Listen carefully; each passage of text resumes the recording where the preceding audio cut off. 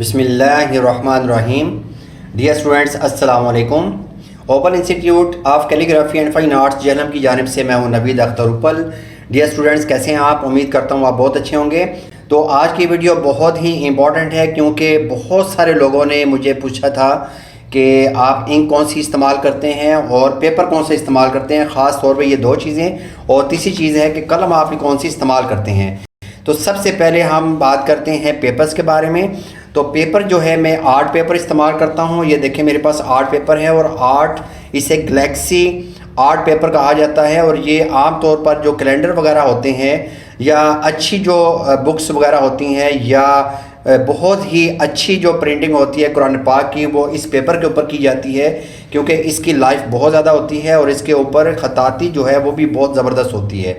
ठीक है, तो ये देखें, ये शाइनिंग कर रहा है पेपर। ये आम पेपर नहीं है, जो सादा पेपर होता है फोटोस्टेट वाला पेपर, वो नहीं है। ये आर्ट पेपर है और इसके अंदर ये देखें, ये चमक होती है। ठीक है, ये चमक है इसके अंदर। तो ये वाला पेपर आप इस्तेमाल करेंगे ख़ताती के लिए। अब बात आती है कि ये वाला पेपर आपको मिलेगा कहाँ से। ये पेपर आपको मिलेगा कि हर शहर के अंदर प्रिंटिंग प्रेस तो लाजमी है। ये तो लाजमी बात है कि किसी शहर में प्रिंटिंग प्रेस ना हो। प्रिंटिंग प्रेस लाजमी है, तो आपने प्रिंटिंग प्रेस वाले के पास जाना है और उन्हें कहना है कि मुझे आर्ट पेपर चाहिए। एक होता है आर्ट कार्ड, जिसके विजिटिंग कार्ड बनते हैं। तो आपने आर्ट कार्ड नहीं लेना, उनसे आपने कहना है कि मुझे आर्ट पेपर चाहिए ख़ताती के लिए। ठीक है, तो ये आर्ट पेपर तकरीबन ये इसका जो साइज़ होता है, ये जो आम चार्ट साइज़ आप लेते हैं बाज़ार से, जिसके ऊपर आप स्कूल चार्ट बनाते हैं या बनते हैं, तो आप तकरीबन वो वाला साइज़ होता है या उससे मामूली सा छोटा होगा। जब आप इस शीट को दरमियान में से 4 हिस्से करेंगे तो उस वक़्त ये आपका एक पेपर जो है ये वाला साइज़ निकलेगा, जिसे हम A4 साइज़ कहते हैं। ठीक है, ये तकरीबन ये जो कापी, बड़ी कापी होती है या बुक होती है, उसके बराबर ये साइज़ होगा। ठीक है, तो एक दस्ता जो है ना, वो आपको मिलेगा तकरीबन 200 से लेके 250 के दरमियान मिलेगा। एक दस्ता के अंदर 25 शीटें होती हैं और जब आप कटिंग करवा लेंगे या ख़ुद से आप काट लेंगे तो उस वक़्त ये 100 शीटें बनेंगी। A4 साइज़ 100 शीटें बनेंगी।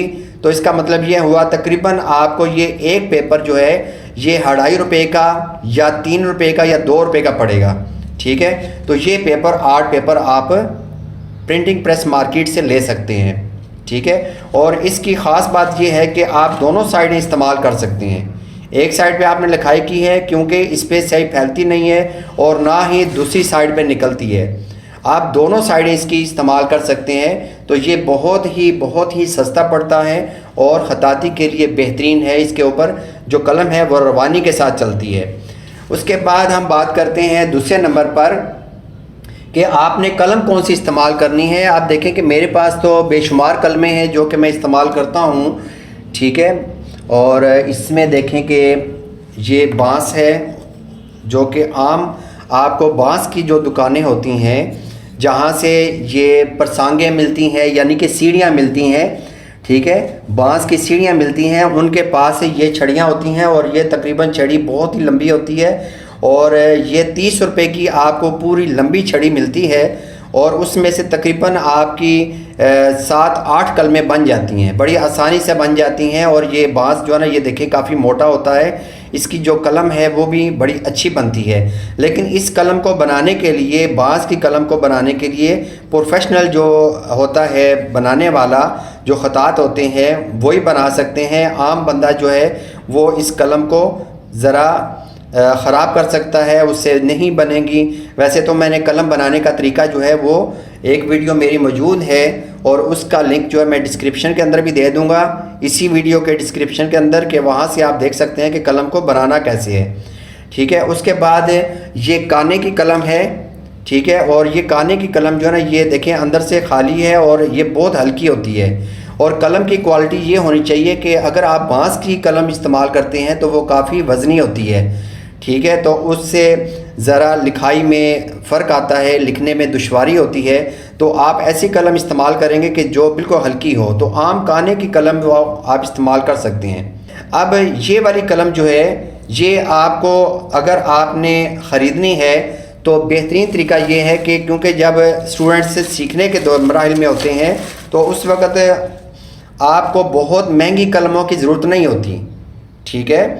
तो अब देखें कि ये वाला जो पैकेट है ये आपको आम स्टेशनरी की दुकान से मिल सकता है। हर शहर के अंदर स्टेशनरी की दुकान है, किताबों की दुकान है, ठीक है। आप वहाँ पे जाए, उन्हें कहे कि हमें कलमों का एक पैकेट दे दें। अब ये कलमों का पैकेट ये ज़्यादा से ज़्यादा आपको मिलेगा 30 या 40 या 50 रुपये तक आपको मिल सकता है, ठीक है। अब यह है कि जब आपने ये कलमें ख़रीदनी है, ठीक है, उस वक़्त आपने किस चीज़ का ध्यान रखना है। एक तो जब आप कलम ख़रीदें तो इसके अंदर आप देखें, अभी इसके अंदर से देखें ये पाउडर निकल रहा है, ठीक है।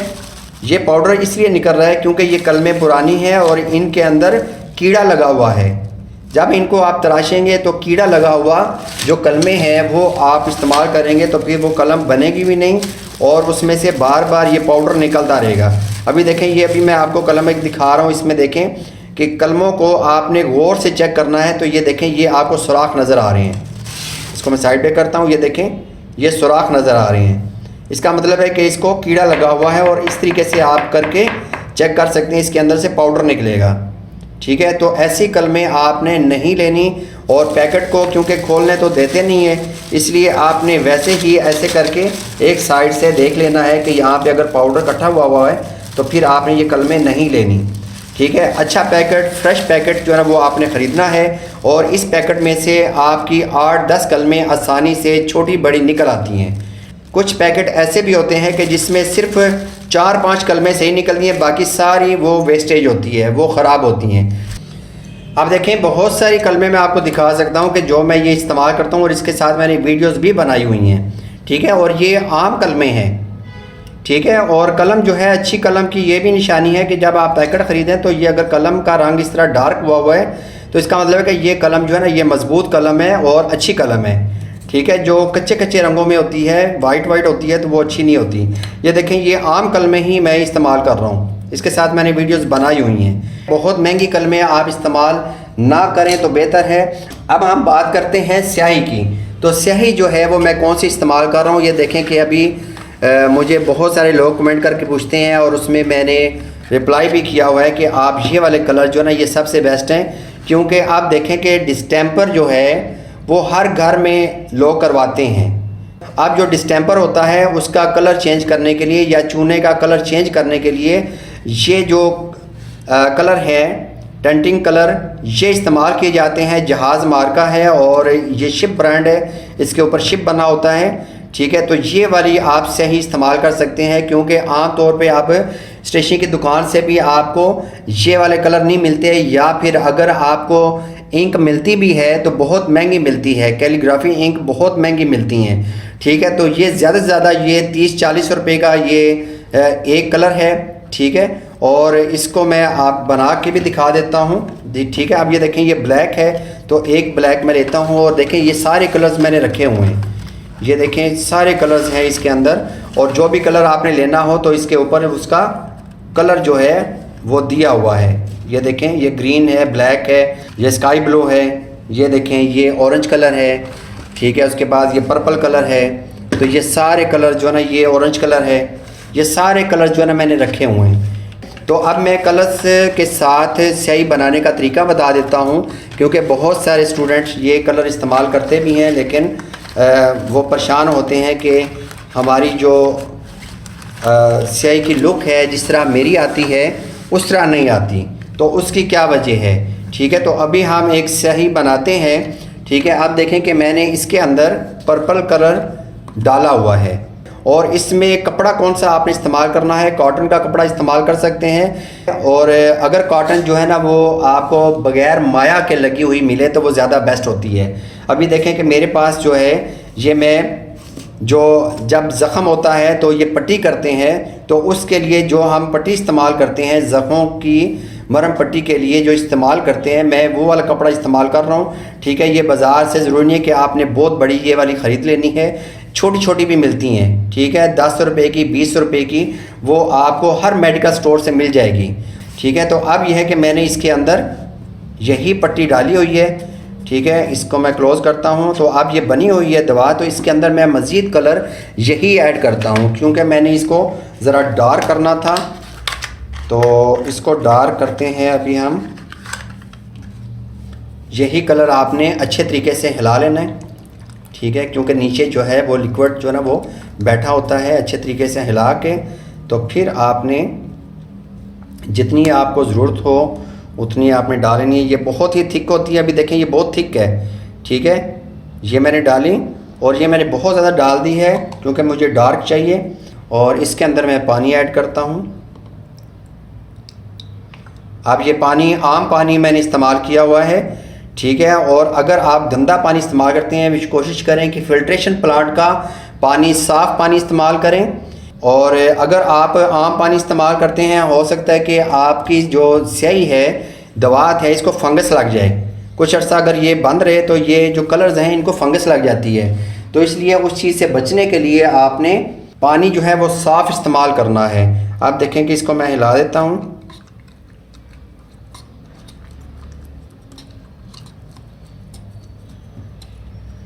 इसको लिख के भी मैं आपको दिखाता हूँ कि यही कलर हैं जो कि हम इस्तेमाल करते हैं। और अगर आपने इसको डार्क करना है, बहुत ज़्यादा डार्क करना है, तो इसमें आप थोड़ा सा ब्लैक कलर यूज़ कर सकते हैं। तो ये है कि ग्रीन कलर भी मैं यही इस्तेमाल कर रहा हूँ। अभी मैं थोड़ा सा आपको लिख के दिखाता हूँ। तो आप देखें कि आपने स्याही को चेक कैसे करना है कि आपकी स्याही के अंदर जो फ़्लो है वो आना चाहिए। अब मैं यहाँ पे फ़्लो चेक करने के लिए मैं अलिफ लिखूँगा और लंबा सा अलिफ लिखूँगा।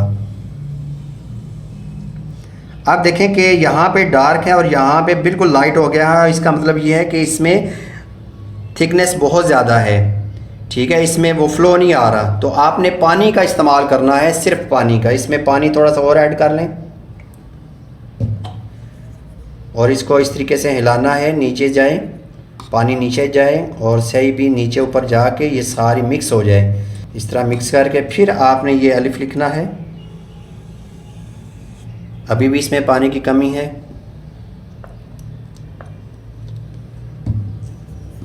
अब फिर इसको हिला लेना है।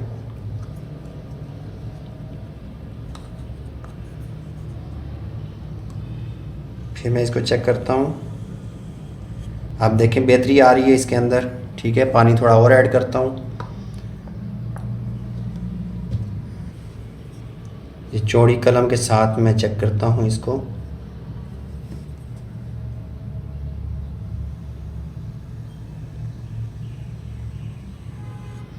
बहुत अच्छा। आप देखें कि एक जैसा इसके अंदर इफ़ेक्ट आ रहा है ऊपर से लेके नीचे तक। तो अब इसमें थिकनेस जो है ना वो नहीं होनी चाहिए। तो इस तरीके से आपने स्याही को बना लेना है। तो ये थी हमारी आज की वीडियो और इंशाल्लाह उम्मीद करता हूँ कि अब आपके ज़हन में जो क्वेश्चंस हैं आर्ट पेपर के मुतालिक है, कलम के मुतालिक है या स्याही के मुतालिक है, वो इंशाल्लाह दूर हो चुके होंगे। तो अभी इजाज़त चाहूँगा। अल्लाह हाफिज़, अस्सलामु अलैकुम।